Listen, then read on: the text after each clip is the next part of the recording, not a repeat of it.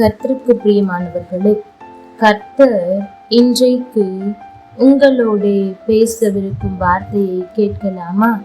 யாத்ராகமம் 14ஆம் அதிகாரம் 30ஆம் வசனம். இவ்விதமாய் கர்த்தர் அந்நாளிலே இஸ்ரவேலரை எகிப்தியரின் கைக்கு தப்புவித்து ரட்சித்தார்.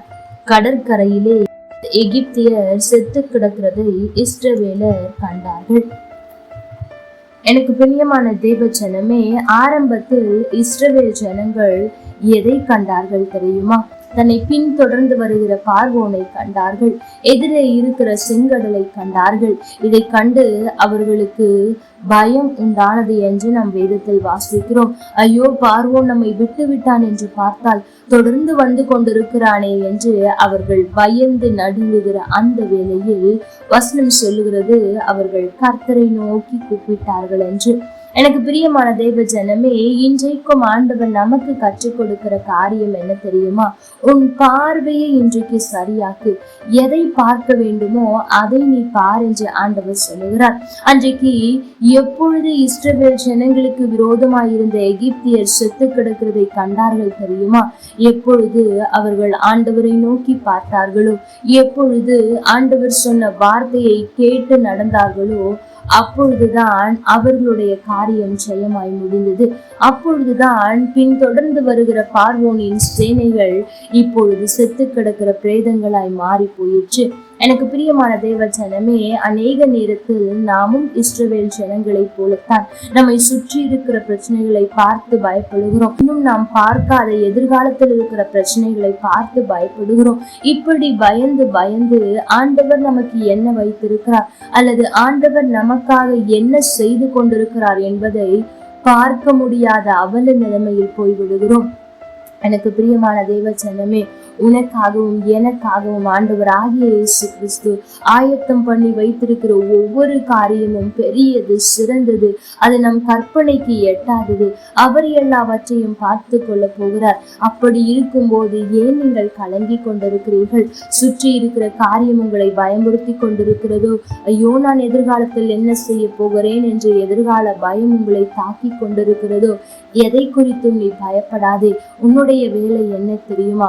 ஆண்டவரை நோக்கி பார். அவர்கள் எப்பொழுது ஆண்டவரை நோக்கி பார்த்தார்களோ, எப்பொழுது ஆண்டவரை நோக்கி கூப்பிட்டார்களோ, அப்பொழுது அவர்களுடைய காரியத்தில் மாறுதல் வர ஆரம்பித்தது.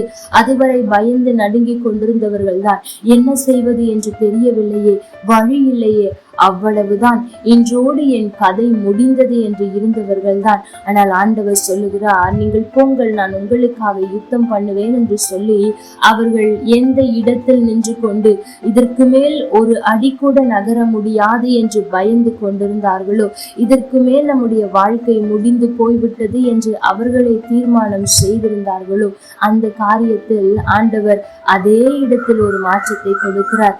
இல்லை, நீங்கள் முன்னே புறப்பட்டு போங்கள், நான் உங்களுக்காக யுத்தம் பண்ணுவேன், உங்களுக்கு முன்பாக இருக்கிற பிரச்சனையை நான் நீக்கி போடுவேன், உங்களுக்கு பின்பாக இருக்கிற பிரச்சனை ஒன்றுமில்லாமல் போவதை பார்ப்பீர்கள் என்று வார்த்தையை கொடுத்து அவர்களை நடத்தி ஆண்டவர் எது பிரச்சனையா இருந்ததோ அல்லது எதை பார்த்து பயந்து கொண்டிருந்தார்களோ அதை வீழ்த்தி தள்ளினார். எனக்கு பிரியமான தேவ ஜனமே, இன்றைக்கும் கடந்த 6 மாதத்தில் நீங்கள் அநேக பிரச்சனைகளை சந்தித்திருக்கலாம். இந்த பிரச்சனை எல்லாம் இனி என்னை விட்டு போகாது என்று நீங்களே கூட முடிவு செய்திருக்கலாம். ஆனால் ஆண்டவர் சொல்லுகிறார், நீ என்னை நோக்கி பார், அவைகள் எல்லாம் ஒன்றுமில்லாமல் செத்து கிடக்கிறதை நீ காண்பாய் என்று ஆண்டவர் சொல்லுகிறார்.